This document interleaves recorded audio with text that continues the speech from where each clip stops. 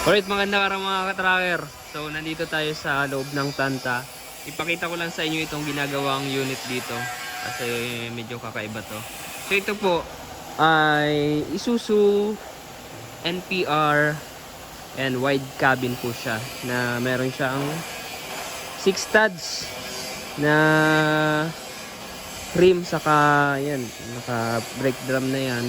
Tapos, ang makina nito ay... Boss, anong makina nito? 4HG1? 4HE? 4HE yan.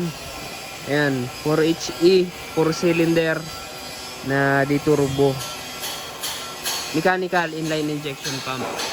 Tapos, ayan. So, hindi pa tapos. Ipakita ko lang sa inyo kasi ito yung pangmalakasang body. All steel. Fabricated, localized dito sa amin. Ito po, drop side po siya. And hindi pa naman tapos, pero kung makikita nyo, sobrang haba. Ayan, di ba oh? Sobrang haba po niyan. Ang ginawa dito, bago pinatungan ng body. Ilang feet to? Ilang feet? 24 24? 8 inches. Oh, 24 feet with plus 8 inches pa. Sobrang haba. Sabi ko na nga ba, 24 to eh.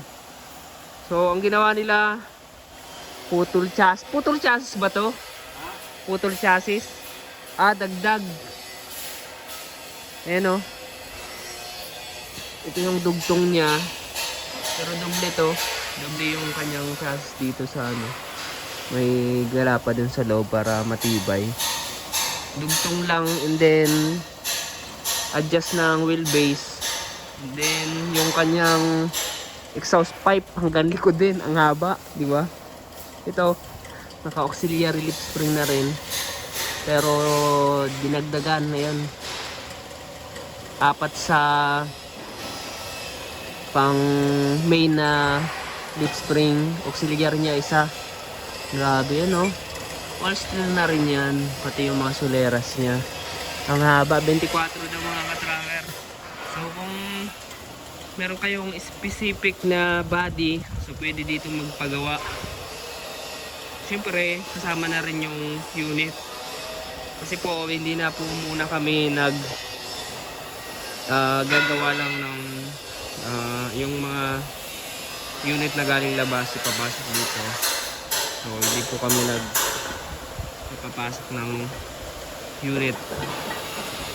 Unless na lang kung dito kayo kukuha ng truck, tapos kung may kasadya kayo na body, ayan, tulad nito, drop side 24 feet with 8 inches, and then naka center post na rin yan. 6-wheeler lang to, 4x2. Ayan po, 6-wheeler lang yan, pero ang makina niya malakas to, 4HE1 na turbo. Tapos ang ano kasi dito kagandahan, yung kanyang transmission, malaki yan pag 4HE. Tapos dito magdadagdag din ng propeller. Ayan o, wala pang propeller pero dadagdagan po namin yan. So yan mga ka-tracker, pinakita ko lang sa inyo para magkaroon kayo ng idea sa mga ginagawa namin dito sa loob ng planta. Right? So yan yung pinaka-mahaba ngayon na ginawa dito. Elf lang siya, wide cabin NPR.